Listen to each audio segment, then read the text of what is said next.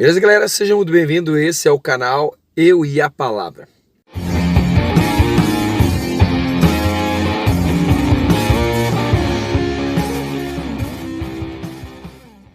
Hoje eu quero falar com vocês um pouquinho sobre o reinado de Saul. E eu gostaria que você prestasse muita atenção sobre esta imagem. Mas você pode ver então as pessoas que representam o povo trazendo então para alguém, que no caso seria um rei, a coroa, e depois mostra o que acontece com o povo depois que esse rei tem a sua coroa nas mãos, ou seja, que tem o poder. Isso me faz lembrar então do reinado de Saul, o primeiro reinado, o primeiro rei, da história do povo de Israel. Se você pegar o 1 Samuel, a partir do verso 12, começa a falar sobre a escolha de Saul para ser o primeiro rei do povo de Israel. A história conta que o povo queria um rei porque todos os povos tinham reis e só eles não tinham.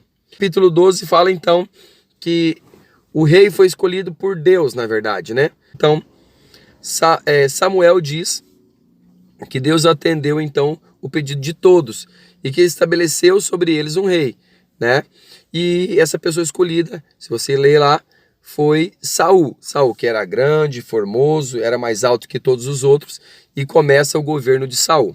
Mas já lá no capítulo 16, Saul foi enviado para uma guerra, uma conquista, E ele deveria sacrificar tudo que ele visse lá.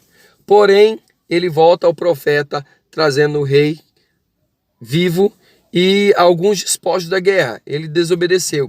E Samuel fala que o reino dele teria sido desligado e que Deus já teria escolhido alguém para ele, para ser governador, para ser rei e governar no lugar dele.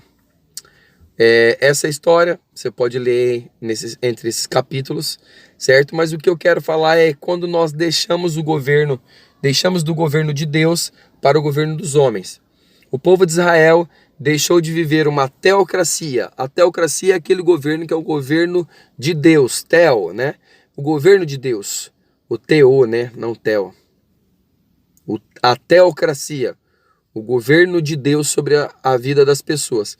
Então, quando os israelitas deixaram o governo de Deus para ter uma monarquia, o governo de homens, eles passaram a ter as prerrogativas daquilo que os homens querem, certo? Se você continuar lendo o livro de 1 Samuel, você vai ver há tantas coisas erradas que Saul vai fazer, porque Saul é homem, e Saul ele vai fazer as coisas segundo ele achava que era melhor.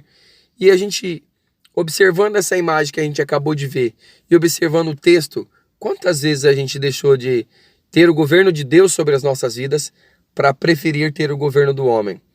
E o governo do homem, muitas vezes você pode estar pensando, é o governador, é o presidente, são esses.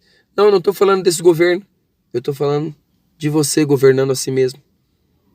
Quantas vezes você falou que ia deixar na mão de Deus algo e acabou que você mesmo decidiu governar a sua própria vida?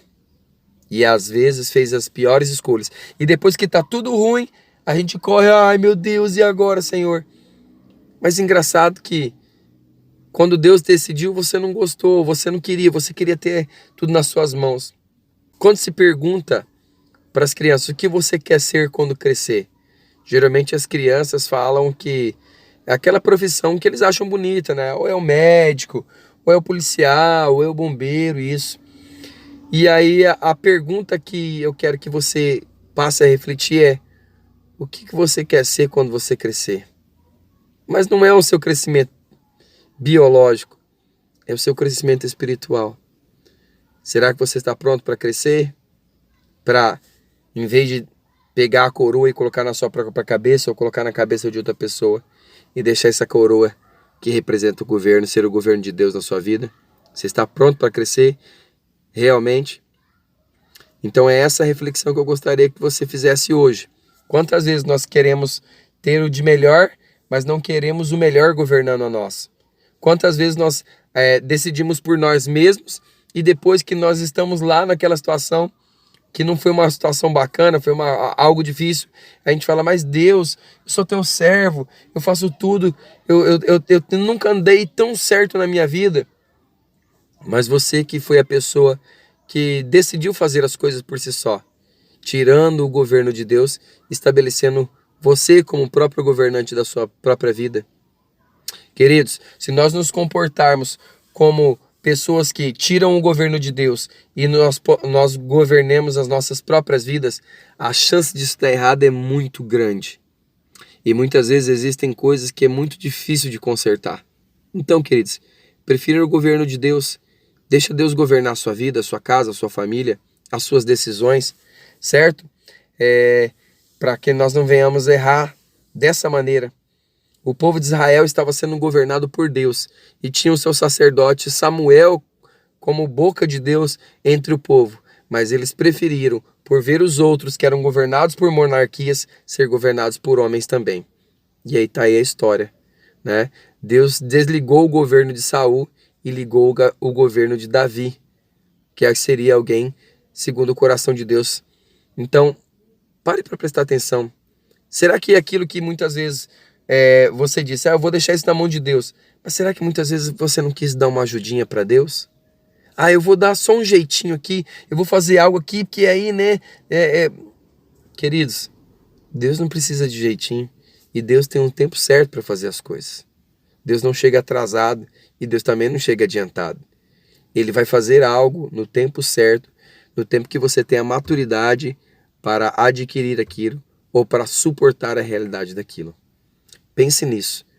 Prefira viver o governo de Deus na sua vida do que o seu próprio governo. Beleza? Sempre lembrando, né? Deixe seu like e se inscreva no canal. Porque afinal de contas, galera, você já deu moral para tanta coisa ruim, não custa nada dar moral para esse canal aqui, certo?